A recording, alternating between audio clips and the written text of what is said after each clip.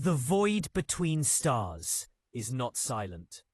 It is a cathedral of whispers, the hum of cosmic background radiation, the ghost song of dead quasars, the almost imperceptible sigh of hydrogen atoms drifting for 1,000,000 years.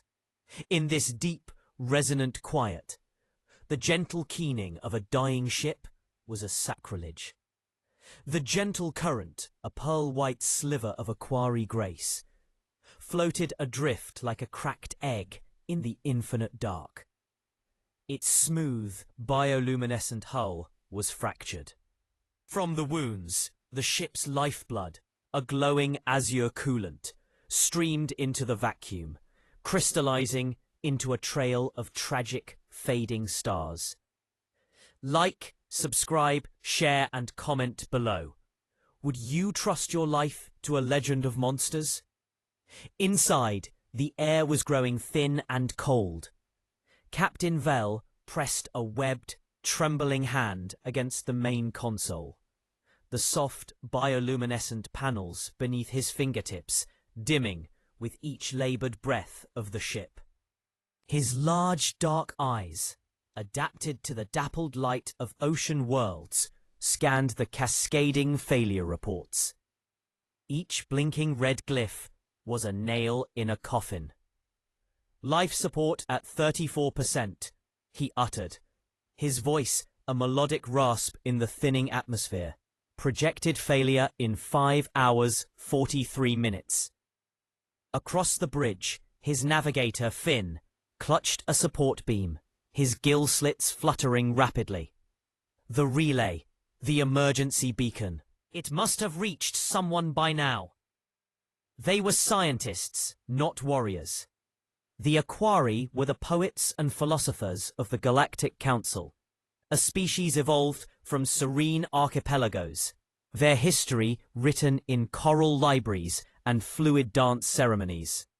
Their mission had been one of peaceful outreach, to find other gentle souls among the stars. The meteor swarm had been a statistical impossibility, a ghost in the sensor data that materialized into a storm of razor-edged stone, shredding their hull and silencing their star drive. Now, they were a sinking vessel in an ocean without shores. In the dimmed light of the observation nook, the 5 younglings, Aquari children, on their first deep space educational voyage, huddled together. Their usually vibrant, scale-dappled skin was pallid. The smallest, Lyria, whimpered as her primary gills struggled to separate enough oxygen from the stale air. Dr. Key moved among them, her healing hands powerless against the suffocating embrace of the ship itself. She met Vell's gaze, and in her eyes was a plea that bypassed language. "Do something." The emergency console chimed. A single, pure note of impossible hope. The galaxy map hologram flickered to life, casting blue shadows on their desperate faces. It began its agonizing scan, discarding civilized world after civilized world for distance, for capability, for hope. Nix Prime, 42 hours, denied. Sylvanus Ring, 38 hours, denied. The Chorus, 51 hours, denied. Vell's 2 hearts beat a dirge against his ribs. Each denial was a door slamming shut. Then, a new point of light pulsed on the edge of the scanned sector. Unfamiliar. Close. Alarmingly close. Strong. Suitable rescue civilization identified. The computer intoned in its serene, synthetic voice. Planetary designation, Earth. Species, human. Technology level, advanced FTL. Estimated rescue window, 18 hours. Strong. A flicker of relief washed through Vell, so potent it was dizzying. 18 hours. We can hold for 18 hours. But Finn, ever meticulous, was already cross-referencing the galactic database. His webbed fingers flew across the panel, then froze. The color, drained from his face, leaving his scales a sickly grey. "Captain?" Finn's voice was a whisper of dread. "The entry, it's classified. Highest restriction level." "Read it." Finn swallowed, the words tasting of ash. "Planetary classification. Death world. Category 5. Ecological analysis. Hyper-competitive. Predator dominant. Extreme climatic volatility. Species designation. Homo sapiens. Threat assessment. Maximum. Disposition. Presumed hyper-aggressive, territorially expansionist, lethally unpredictable. Council directive. Quarantine. Contact forbidden. The bridge fell into a silence deeper than the void outside. Death world. The term was not merely scientific. It was mythological. A cultural spectre used in Aquari creche tales to frighten younglings into caution. Worlds where life clawed its way to sentience over mountains of corpses, where survival was a daily act of brutality. Such species were monsters in every council parable. The cosmic id, unrestrained and ravenous. Dr. Key broke the silence, her voice thin but insistent. "Captain, their medical rating. Look, advanced trauma response, adaptive xenobiological support systems. Their technology, it reads as compassionate." It was the cruelest of paradoxes. The only hand close enough to pull them from the abyss belonged to a creature the galaxy considered the abyss incarnate. Vel looked at Lyria, whose breathing had become a shallow, distressing flutter. He looked at his unconscious communications officer, slumped over her station.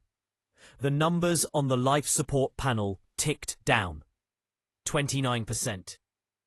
The rational database-fearing part of his mind screamed a warning. The part that was a captain, responsible for 43 souls, saw only a countdown to extinction. The database could be wrong, Vel said. The statement, a fragile wish, cast into the air. The species that can build starships, they must have moved beyond mere savagery. They must have found civilization. It was hope built on a foundation of desperation. With a final, resigned breath, he opened the comm channel. The message he sent into the dark was a masterpiece of Aquari diplomacy, emphasizing their peaceful intent, their scientific purpose, their helplessness. It was, he realized, either a plea for salvation or a dinner bell rung in a lion's den. Strong. On Earth, Terran Defense Command Headquarters, Geneva. The alert that shattered the night shift's routine was not the shrill klaxon of impending attack, but a persistent analytical chime. Its sound of the unknown. Admiral Rael Kane, a man whose face was a topographical map of 30 years of interstellar vigilance, looked up from his tactical reports as Lieutenant Ross burst in. Non-human origin. It's a distress call. Kane was on his feet in an instant, his chair rolling silently back. Origin, verification. Kepler 442 fringe, sir. Bioscans are genuine and dire. Multiple life signs in critical distress. And sir, there are children's biosignatures mixed in. The command center hummed to a different kind of life. The massive holotank lit up, pinpricking the alien vessel's location. A tiny, fragile ember glowing in a sector of space that Kane's strategic maps were increasingly painting in hostile colors. "Play it," Kane ordered. The room filled with the translated, ethereal voice of Captain Vel. "We are scientists. We mean no harm. Our younglings are failing. Please." When it ended, the silence was heavy. Colonel Reed, Kane's intelligence chief, spoke first, tracing a scar on his cheek absently. Kepler 442. That's Vorak patrol space, and hegemony listening posts have been active there. This reeks, Admiral. Perfect bait for an ambush. Lure out a rescue ship, isolate it, capture it for intel. Kane studied the biological telemetry streaming alongside the message. Heart rates, respiratory decay, neurochemical stress signatures. It was a symphony of genuine, escalating agony. Too clean for a trap read. Too messy. Traps show controlled distress. This is systemic failure. He pointed to a cluster of smaller biosigns. And you don't use children as bait. Not even the Vorak are that cynical. Our closest asset is the Iron Hammer, Captain Anya Torres reported from the Fleet Coordination Station. Just finishing a patrol loop near Proxima. Captain Morrison in command. The Iron Hammer, a Vanguard-class dreadnought. 2 kilometers of tungsten alloy, void-hardened ceramics, and enough firepower to glass a continent. It was also, Kane knew, a floating city with state-of-the-art medical bays, xenobiological labs, and environmental systems that could mimic everything from methane atmospheres to high-pressure ocean depths. It was the perfect rescue vessel, precisely because it was built to be the perfect weapon. Its strength ensured its ability to protect and sustain. "Get me Morrison," Kane said. The face that appeared on the screen was one of ingrained calm. Captain Idris Morrison had eyes that had seen nebulae born and ships die. "We've passed the signal, Admiral. Dr. Park confirms the medical crisis. We can help them." "Your assessment of the risk, Captain?" "High. The location is a tactical nightmare. But the biosigns don't lie. If we don't go, they die in the dark, alone. That's not who we are." A simple statement. A profound truth. Kane nodded. "You have the mission, Idris. Full rescue protocols. But keep your eyes open."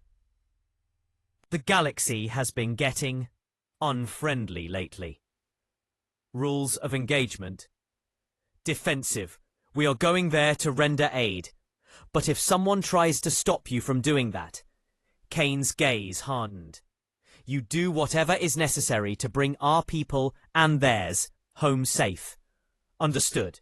Perfectly, sir. Iron Hammer out. As the connection severed, Reed approached Kane.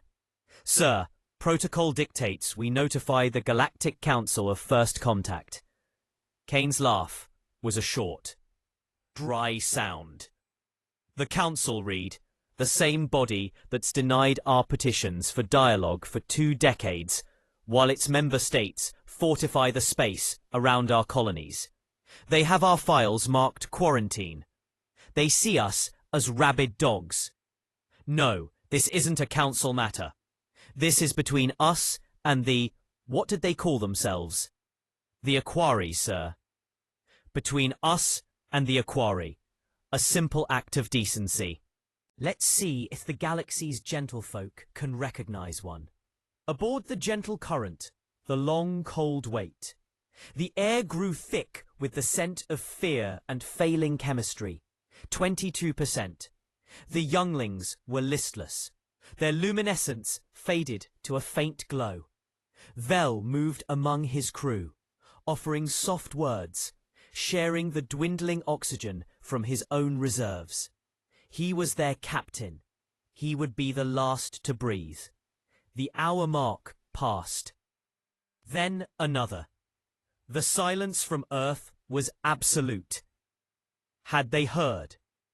Had they chosen not to answer? Had the Deathworlders looked at their plea and simply turned away? Just as despair began to solidify into certainty, the ship's sensors screamed.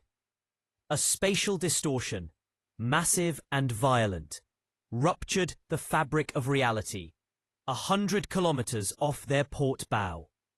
Space itself writhed, vomiting forth light and twisted physics. And then it emerged.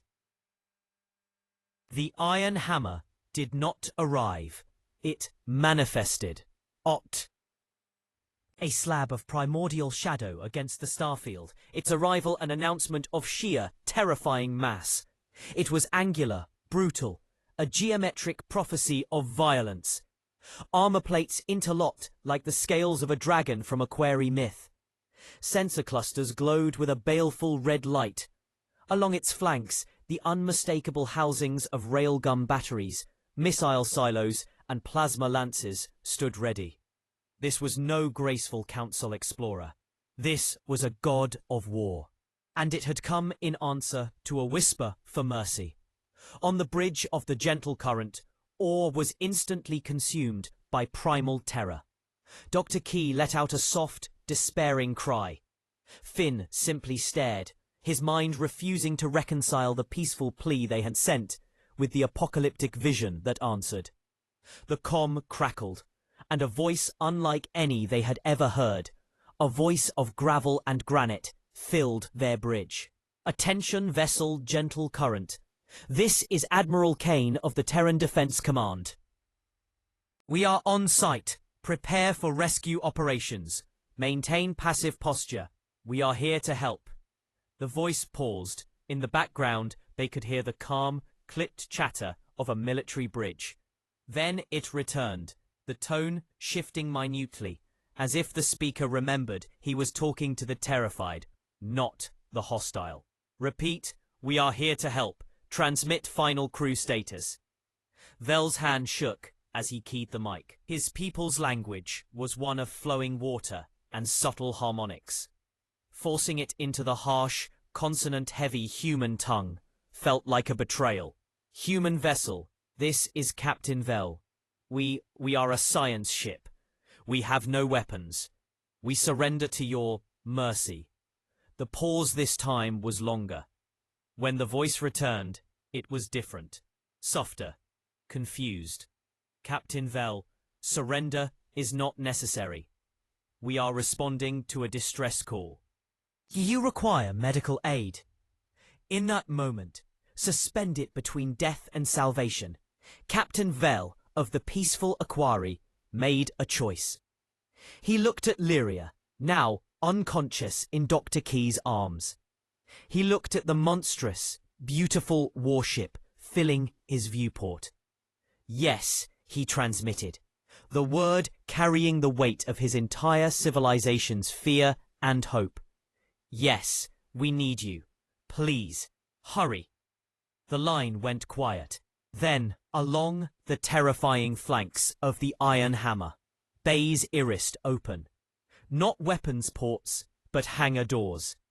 From them emerged shuttles, sleek and functional, marked not with war sigils, but with the stark, universal symbol of a medical cross. The rescue had begun. But as the first human shuttle, a silent, predatory shape, locked onto their dying ship's airlock, Vel could not shake the chilling, unanswerable question. What manner of savior arrives for a dying lamb wearing the armor of a wolf? The docking clamps engaged with a sound that reverberated through the very bones of the gentle current. A hollow metallic clang that was the death knell of one reality and the birth of another. It was the sound of two worlds colliding. One of flowing water and whispered philosophy, the other of hardened steel and unspoken resolve. Inside the Aquari vessel, the air had grown so thin that the dim bioluminescent panels seemed to pulse in time with Captain Vel's straining hearts. His crew huddled together, a tableau of pastel scales and wide, dark eyes, all fixed on the main airlock door. The rhythmic hiss thump of pressure equalization was a monstrous heartbeat. Then The door slid open, silhouetted against the stark, white light of the human airlock corridor was a figure of impossible proportions. It was not merely tall. It was monolithic, encased in armor of matte green composite that swallowed the light. The armor was scarred, pitted with micro-impacts and discolored by heat blooms. A diary of violence written in ceramite and steel. A helmet with a dark, reflective visor scanned the room, the faint whine of servos the only sound. This was the Death Welder, the monster from the stories. Vel felt a collective flinch pass through his people, a biological tremor of prey recognizing the ultimate predator. The figure took one heavy, deliberate step onto the Aquarii Bridge. Then it stopped. A gauntleted hand rose, not to a weapon, but to the helmet's seals. A series of soft hisses and clicks. The helmet lifted away. The face revealed was human, female, her hair cropped short and damp with sweat. Her features were strong, etched with fine lines that spoke of wind and sun and responsibility. But it was her eyes that arrested Vel. They were a warm, intelligent brown, and they held no aggression, only a focused, profound concern. She looked at his dying crew, at the children in the corner, and her expression tightened with what could only be described as empathy. "I am Commander Ilara Hayes," she said, her voice modulated by her suit's external speaker, but softened by an unmistakable gentleness. The ship's translator struggled for a millisecond, then rendered her words into flowing Aquarii. "Medical teams are right behind me. We're going to get you out of here." Behind her, 4 more armored figures entered. But these moved with a different purpose. Their armor, while just as formidable, bore stark white medical caduceus symbols. They carried not rifles, but compact field surgical units and portable atmospheric generators. The lead medic, his name tape read Park, went straight to the cluster of younglings. He knelt, the heavy armor making the movement surprisingly graceful, and placed a large med scanner against Lyria's chest. The device chirped, displaying holographic readouts of her struggling cardiopulmonary system. Hypoxia, advanced stage. Gill function at 18%, Park muttered, his voice calm through his helmet palms. "Sergeant Martinez, prep the pediatric O2 mixer. Gentle carbogen blend. High humidity. Let's get them stabilized for transport." What happened next was a ballet of controlled urgency. The human soldiers, for soldiers they unmistakably were, became caregivers. They moved with a lethal efficiency now repurposed for salvation. Hands that could crush stone adjusted oxygen masks with exquisite care. Voices used for barking orders now murmured low, soothing platitudes in badly pronounced but heartfelt Aquarii. Vel watched, his mind reeling, as Sergeant Martinez, a towering woman, cradled an injured Aquarii engineer with the tenderness of a mother. As Corporal Thompson used a bone knitter, a device Vel recognized as a battlefield trauma tool, to seamlessly fuse a crewman's fractured carapace. Commander Hayes approached Vel. "Captain, you're coming with me. Your vitals are the most depleted. You've been conscious through the worst of it." "I must stay. My ship," Vel protested weakly, the world beginning to tunnel at the edges. "With respect, sir, your ship is dead," Hayes said, her tone leaving no room for debate, but infused with regret. "The structural integrity is gone. Our priority is life. Your crew's life. The Iron Hammer is waiting." As they helped him onto a repulsor stretcher, Vel caught a final glimpse of his bridge, his home. The elegant, organic curves were now a tomb being gently, respectfully stripped of its occupants by angels in armor. The contrast was universe-shattering. The shuttle bay of the Iron Hammer was a cavern of organized might. Fighters hung in gantries like sleeping raptors. Munitions carts moved on silent tracks. And yet, a clear path had been made, marked by glowing guidelines on the deck, leading to the medical wing. Human crew in simple jumpsuits watched the procession of injured aliens with expressions not of curiosity, but of solemn duty. A young technician rushed forward with a data slate.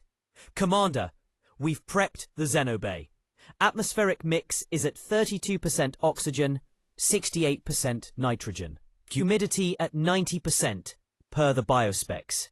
We've also piped in a low-frequency aquatic soundtrack from their ship's logs. Thought it might be calming." Hayes gave a curt, approving nod.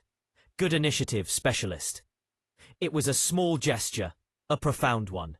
They hadn't just prepared a room. They had tried to make it a home. In the midst of their war machine, they had carved out a space for peace. 3 days. For 3 days, Captain Vell drifted in and out of a healing sleep in the human medical bay. The air here was thick and moist, perfect for his gills. The soft, subaquatic melodies of his homeworld played from hidden speakers. When he was fully conscious, he saw his crew, all of them, alive. The younglings, their luminescence restored, were in an adjacent observation room, playing a complex game of floating orbs with a human nurse, who was laughing as she repeatedly lost. Dr. Aris Park, now out of his armor and in a simple blue medic's tunic, was at his bedside, reviewing a hologram of Vell's pulmonary system. "The scarring from oxygen deprivation is minimal," Park said. "Your species has remarkable regenerative alveolar tissue. You'll be on light duty for a week, but you'll make a full recovery." "Doctor," Vell began, his voice still raspy. "Your people. You moved with the precision of warriors, but your actions were those of healers?" Park finished, smiling slightly. "The two aren't mutually exclusive, Captain. Trauma medicine on the frontier is often practiced under fire. We learned to be good at both." He gestured to the bustling medbay. "This equipment, the rapid xenobiological adaptation protocols, they were born from necessity, to save human lives in awful places.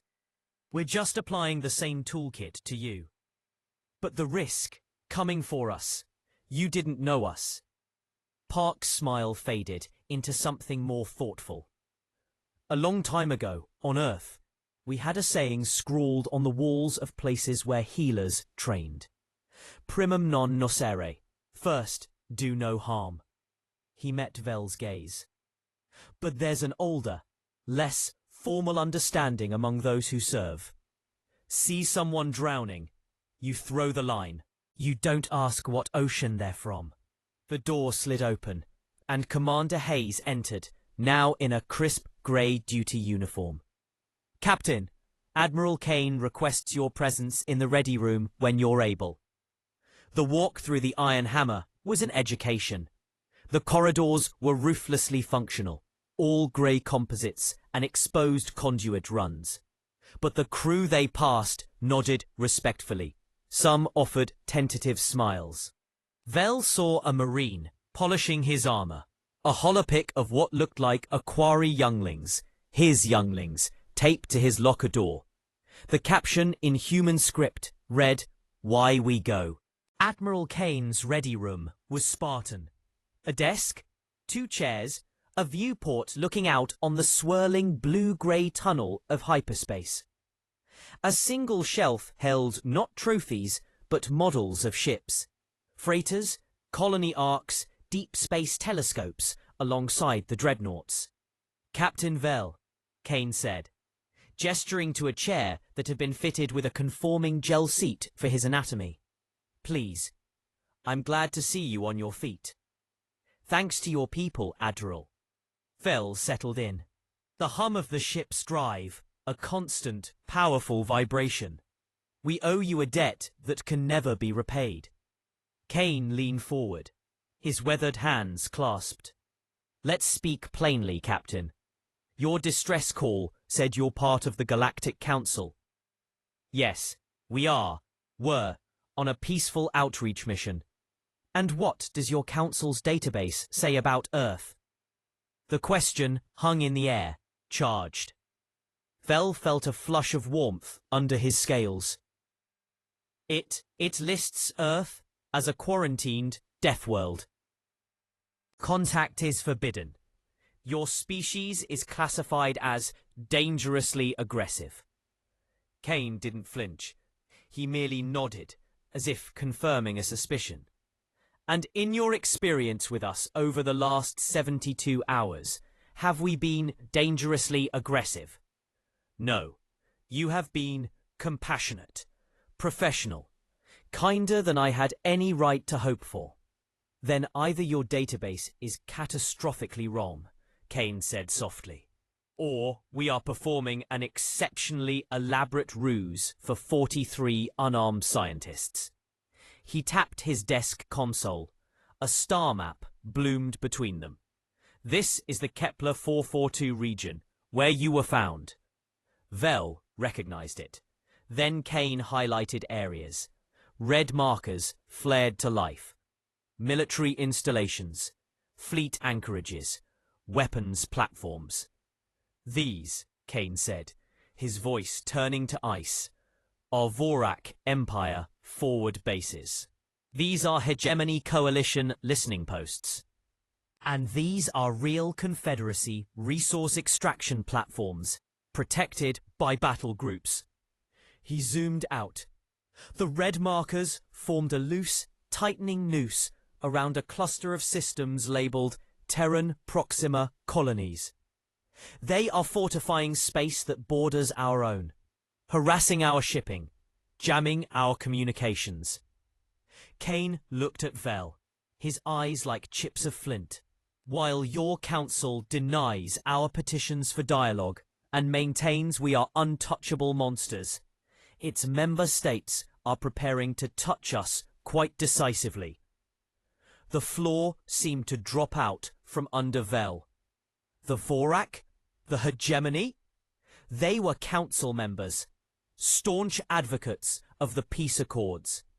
He had sat in symposiums with their diplomats, discussing interspecies art and cooperative stellar mapping. There must be an error, Vel stammered. The council promotes peace. It's our founding principle. Is it? Kane asked, not unkindly. Or does it promote a specific kind of peace? A peace maintained by gentle species from gentle worlds, who ensure no one with sharper teeth is allowed at the table. He zoomed the map further. How many Deathworld species are in your council, Captain? The question was a lance to the heart. Vel searched his memory, his knowledge of hundreds of member races. Not one. Not a single one evolved from a high-gravity hellscape, a radioactive jungle. They are here because they believe in guarding the light, not because they lust for the fight. But they are devastatingly good at the fight, because their home taught them that when darkness comes, you must be ready to stand your ground. Captain Idris Morrison entered, his face grim. Admiral, long-range scan update. A Vorak battle fleet has just broken orbit from their base at K442-7. Their trajectory plots an intercept course with the Proxima Prime colony. ETA, 6 days. Kane's face hardened into something absolute.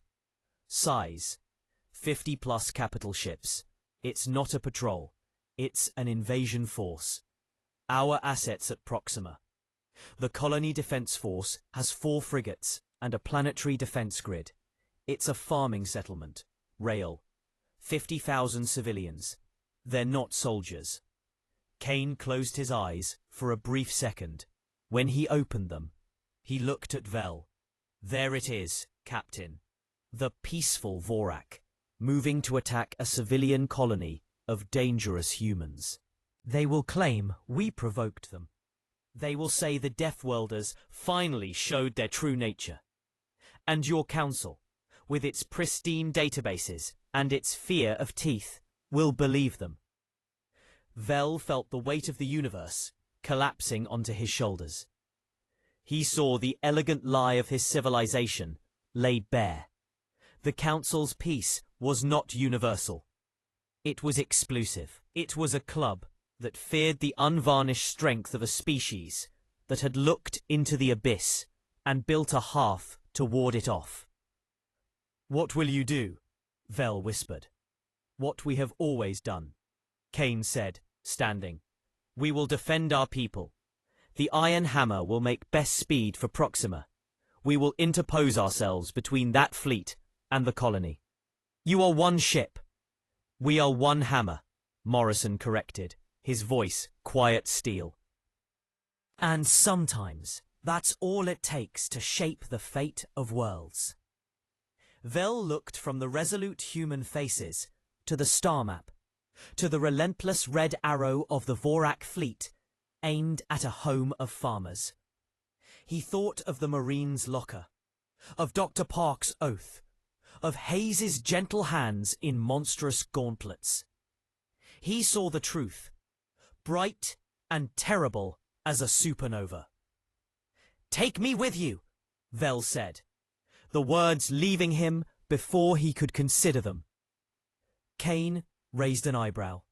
"This will be a battlefield, Captain, not a diplomatic salon." "I understand. But when the Council asks what happened, and they will hear only the Vorak version. They will see your one warship facing their 50 and call it human aggression. Someone needs to witness the truth. Someone from the Council needs to see what your aggression truly looks like. Someone needs to see who the Vorak really are when they're not in the assembly hall."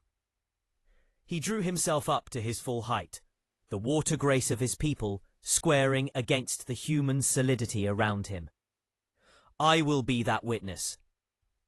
Admiral Kane studied him for a long moment, then gave a single, slow nod.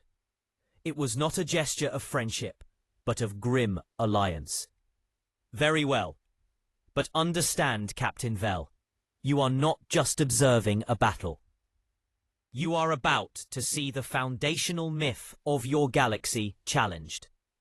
You are about to learn that sometimes the most civilized thing in the universe is a soldier standing between the innocent and the storm."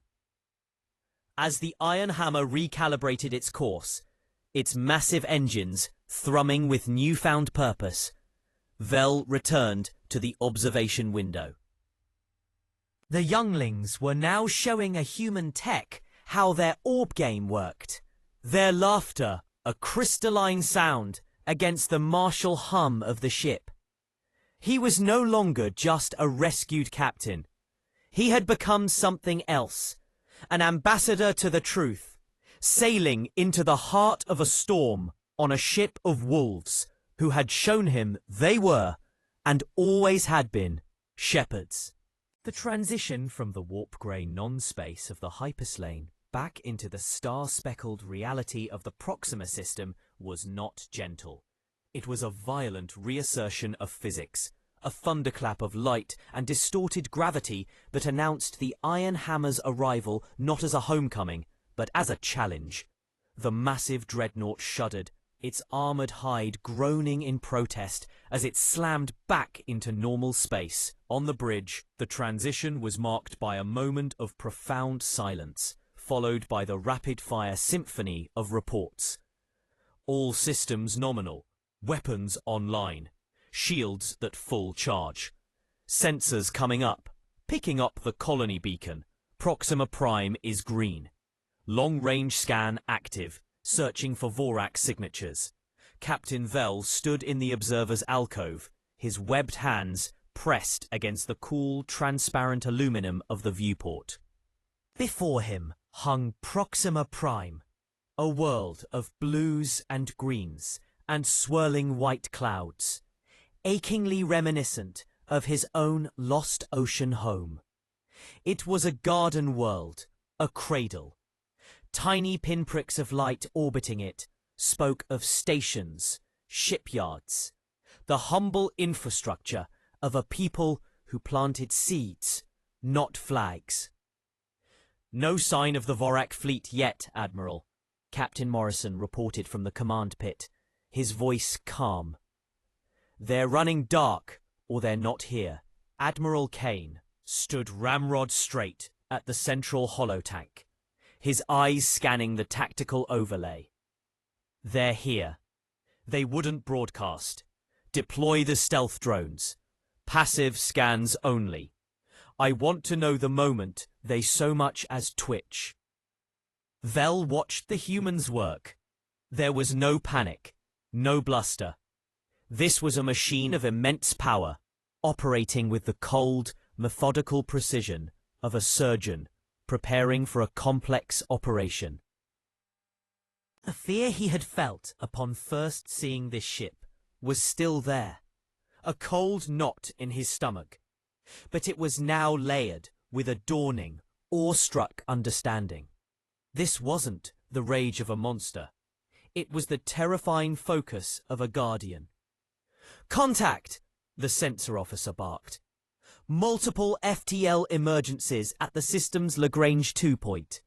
53, 54 confirmed capital signatures. Vorak profile. They're forming into attack formation." The holotank bloomed with a swarm of angry red icons, a cloud of locusts darkening the edge of the system. The Vorak fleet was a stark contrast to the Iron Hammer, a collection of angular, insectoid vessels, their designs favoring predatory aesthetics and visible weapon clusters. They moved with a jerky, aggressive confidence. "Incoming transmission from the Vorak command ship, Admiral," the comms officer said. "Audio only." Kane gave a curt nod. "Put it on speaker. Record everything." The voice that filled the bridge was a harsh, clicking rasp, synthesized through a translator but dripping with condescension. "Unidentified Terran vessel. This is Overseer Krax of the Vorak Imperial 7th Fleet. You are in violation of Galactic Council Mandate 77B. Regarding unapproved military presence in a designated neutral zone. Withdraw immediately or be destroyed." Kane didn't blink. He keyed his own mic, his voice flat, devoid of the theatrical anger Vel expected. "Overseer Krax, this is Admiral Rael Kane of the Terran Defense Command. You are on an intercept course with a civilian Terran colony. Alter your trajectory and power down your weapons systems. This is your only warning." The response was a dry, chittering laugh. "Warning? From a single Deathworld skiff? Your colony is a threat to regional stability. It will be pacified. Withdraw or join it in ashes." The channel cut. On the holotank, the red swarm began to move, accelerating toward the glittering jewel of Proxima Prime. "They're not even trying to hide their intent," Morrison muttered. "They don't think they have to," Kane replied, his gaze fixed on the advancing fleet. "All hands, battle stations, execute Plan Sentinel. We are the wall. Nothing gets past us." What happened next rewrote Vel's understanding of warfare. The Iron Hammer didn't charge. It didn't roar. It planted itself. Engines flared, maneuvering it with impossible grace for its size into a direct line between the planet and the oncoming storm. Then it began to unfold. Panels slid back along its dorsal and ventral spines. Not missile ports, but vast honeycomb arrays. From them, in a silent, breathtaking wave, thousands of drones emerged. They were small, sleek, and moved with the unsettling, synchronized intelligence of a starling murmuration. They flowed out ahead of the mothership, forming a shimmering, shifting cloud of silver. Interceptor drone swarm deployed. A tactical officer announced. AI network synced. Point defense lasers charging. The Vorak fleet, sensing the barrier, didn't slow. Instead, the lead elements opened fire. Lances of corrosive green plasma streaked across the void, enough to melt a small moon. The human drone swarm moved. It wasn't a dodge. It was a reconfiguration. The cloud expanded, thinning at the point of impact. The plasma bolts ripped through empty space where drones had been a millisecond before. At the same time, other drone clusters darted forward, firing precise, needle-thin beams of coherent light that speared Vorak point defense turrets with surgical accuracy. It was defense as an active, intelligent verb. Not a shield to be battered, but a mind to be outwitted.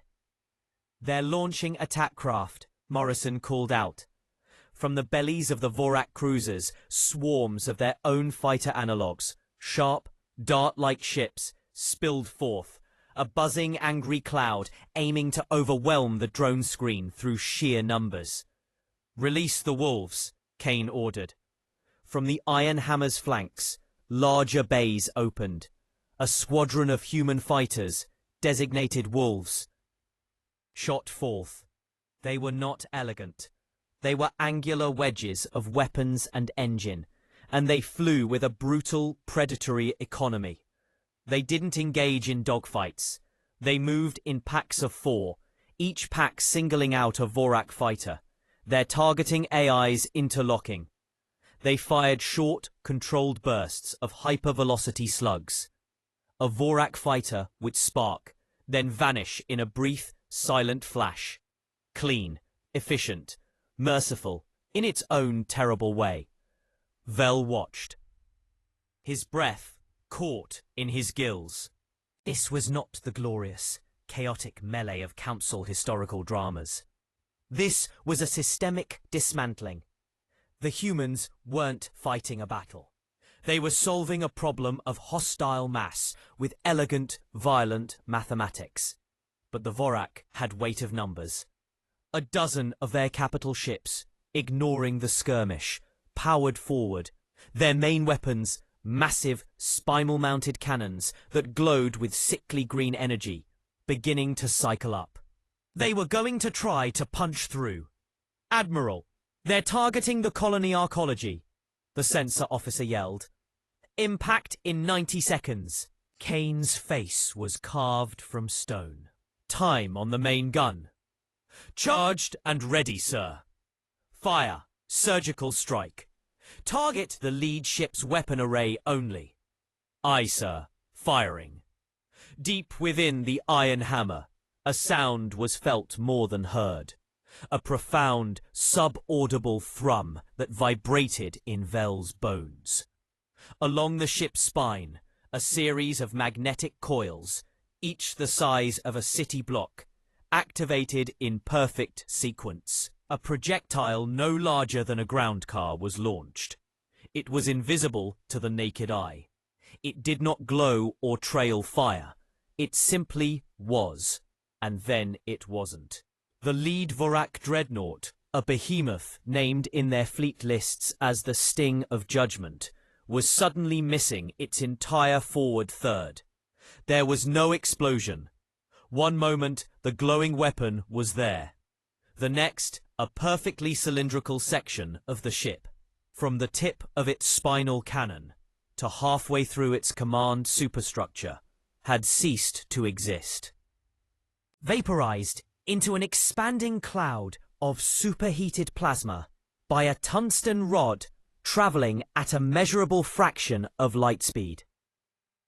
The remaining hulk of the ship, its edges molten, began a slow, dead tumble. The effect on the Vorak Advance was instantaneous and total. The swarm faltered. The aggressive, jerking movements turned to confusion. The unthinkable had happened. Their strongest vessel had been maimed by a weapon they never saw fired. From a ship that hadn't even moved. "Broadcast this on all frequencies," Kane said, his voice still frighteningly calm. "Visual and telemetry of that strike. Tag it with their own threat to the colony." The message was simple. A video of the Vorak fleet charging. The target lock on the civilian arcology highlighted. Followed by the silent, surgical removal of the Sting of Judgment's weapon. The subtext was deafening. "We see you. We can hit you. Your civilians are not your shield, but ours are our line in the sand." For a long, agonizing minute, nothing moved. The drone swarm hung like a glittering veil. The iron hammer remained a silent, immovable bastion. Then the Vorak fleet began to retreat, not in formation, but in a ragged, undisciplined withdrawal. Their FTL drives spooled up, and one by one, they vanished in flashes of distorted light, fleeing back into the void from whence they came. The bridge of the Iron Hammer was silent. No cheers, no celebration, only a collective, exhausted exhalation. "Vorak fleet is in full retreat," Morrison confirmed, a faint tremor of relief in his voice. "No further hostiles in the system. Stand down from Condition 1. Maintain patrol pattern. Medical teams, prepare to assist the colony with any trauma from the alert," Kane ordered. He finally turned, his shoulders slumping just a fraction, and looked at Captain Vell. His face was etched with a profound weariness. "There's your dangerous aggression, Captain." Vell could not speak. He had just witnessed a titan flick away a swarm of insects without ever raising its voice. He had seen the ultimate defense. Not a bigger gun, but the absolute certainty of its application. The humans had not sought to destroy the Vorak fleet. They had sought to deter it, and in doing so, they had exposed the Vorak's pacification for what it was: naked aggression, reliant on the assumption of no meaningful resistance. You could have destroyed them all," Vell finally whispered. "Yes," Kane agreed, his voice low. "We could have. And in doing so, we would have proven every terrible thing the Council believes about us. We would have been the Death Worlders who massacred a fleet. Instead," he gestured to the peaceful planet on the view screen, its lights twinkling, unaware of how close the darkness had come. "Instead, we are the ones who stood in the way. The story is no longer about what they planned to do. It's about what we didn't do. That is the message you must carry." Apologies. 1 standard week later, Galactic Council Station, Harmony. The chamber was a masterpiece of interstellar art, designed to soothe. Soft, ambient light filtered through crystalline structures. The air carried subtle, calming pheromones. Representatives of 100 species sat in fluid-formed seats, their attention on the central testimony platform. Captain Vell felt terribly small. The elegant, peaceful aesthetics that had once felt like home now felt like a gilded cage. He stood before the assembly, the eyes of the galaxy upon him. In the front row sat the Vorak ambassador, a sleek, chitinous being who radiated smug indignation. The hegemony and Riel delegates flanked him, a silent block of disapproval. The council speaker, a willowy being from a low-gravity world, gestured with a delicate limb. "Captain Vell of the Aquari, you have petitioned to give testimony on the incident in the Proxima system. The floor is yours. Please confine your remarks to the facts." Vell took a steadying breath. The memory of thin air on the gentle current, giving him strength. He did not speak of his rescue at first. He spoke of the meteor shower, of the failing oxygen, of the cold fear as his younglings struggled to breathe. He described the death world classification flashing on his screen, the soul-crushing dilemma. He painted a picture of their absolute, utter helplessness. Then he described the iron hammer. He did not soften it. He described its terrifying, brutal grandeur. Its armored hide, its glaring sensor eyes, its obvious, overwhelming purpose as an instrument of war. He let them feel the dread he had felt. A murmur of disapproval ran through the chamber. The Vorak ambassador clicked softly in satisfaction. And then Vel continued, his voice strengthening. The humans boarded my ship. He described Commander Hayes removing her helmet. He described Dr. Park's gentle hands on Luria. He described the Marine with the picture on his locker. He described the technician who piped in aquatic sounds to comfort them. He spoke of the Iron Hammer's medbay, of their respectful care, of their willingness to risk everything for strangers they had every cultural reason to fear. The murmuring changed tone, became confusion. You were their prisoner, the Vorak ambassador interjected, his translator dripping with scorn. They pacified you with kindness, a primitive manipulation. Was it manipulation? Vel asked, turning to face him directly. When they altered their ship's atmosphere for us. When they learned fragments of our language. When they saved the life of every single one of my crew, including the children you would have used as acceptable losses in your tactical report. The ambassador stiffened. That is a slanderous accusation. Is it?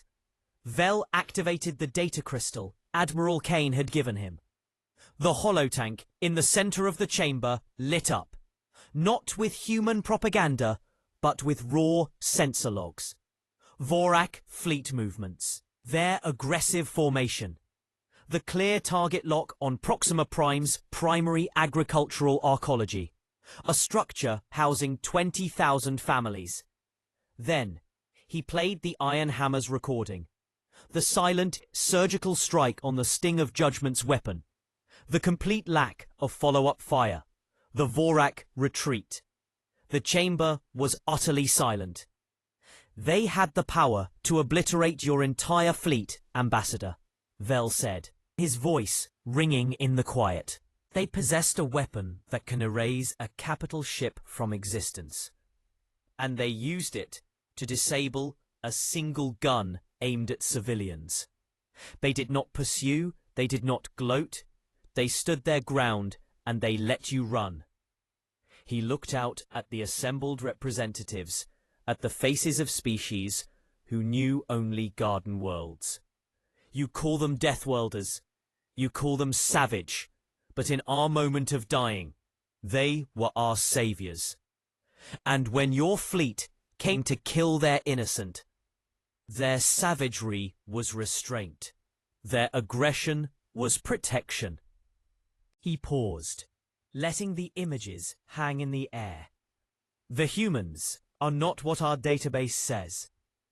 Our database is a fairy tale we tell ourselves to feel superior.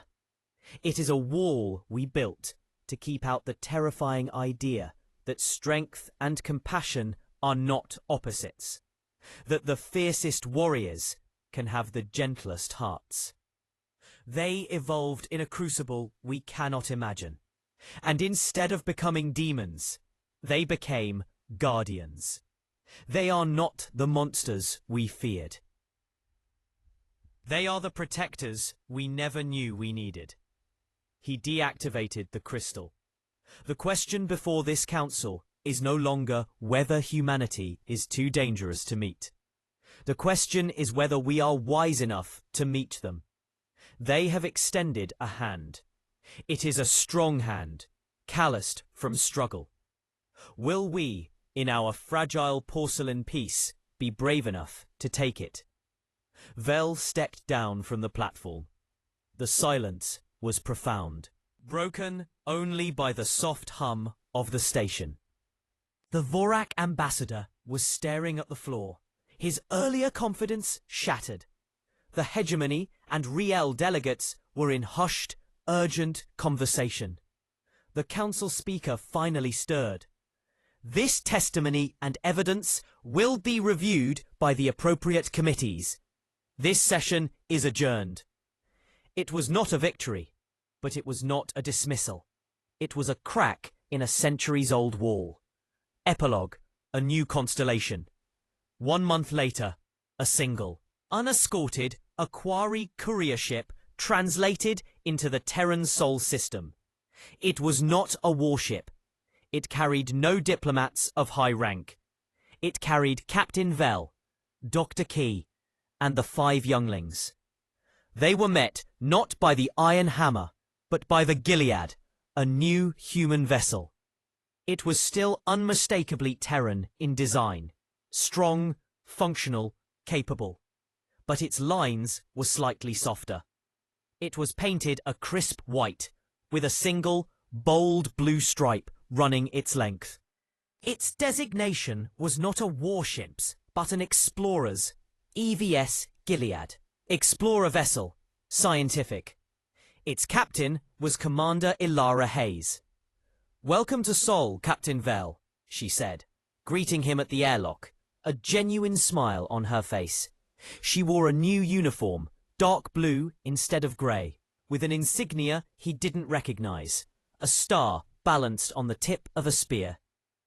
"It is good to see you again, Commander," Vel replied, the human gesture of a handshake, still feeling strange to his webbed hand.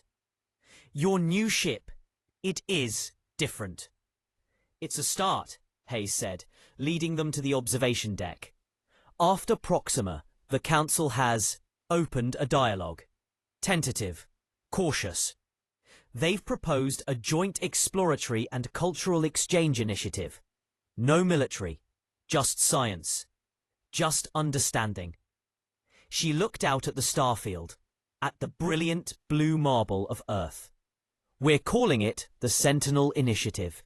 The idea isn't to stand against anyone. It's to stand for something. For curiosity, for aid.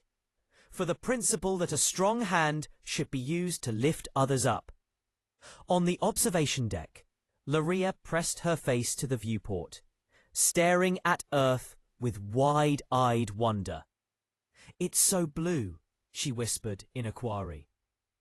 "It is," Hayes agreed, kneeling beside her. "It's also wild and stormy and beautiful and sometimes very scary, just like the people who come from it." Later.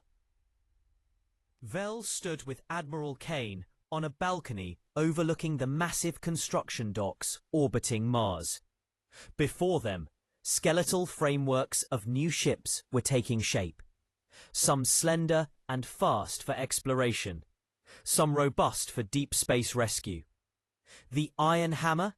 Vel asked. "On patrol," Kane said, "where she's needed. The galaxy still has shadows. But now," he gestured to the docks, "now we're building bridges too. Because of you. You were the witness, Captain. You forced them to see." "I only told the truth." "The most powerful weapon in the universe," Kane said, a faint, tired smile touching his lips. "Stronger than any railgun." As Vel looked out at the bustling human industry, at the stars beyond, he understood. The galaxy's story had changed. The old, fearful chapter on Deathworlders was closed. A new one was being written. Not in the cautious ink of quarantine edicts, but in the bold strokes of shared missions and mutual respect. Humanity was not joining the Galactic Council's gentle garden. They were inviting the garden to step into the wider, wilder universe, promising to stand guard against the storms. They had been lost, dying in the dark. They had called for help, and a warrior had answered. And in that answer, the entire galaxy had found not a monster to fear, but a sentinel to trust.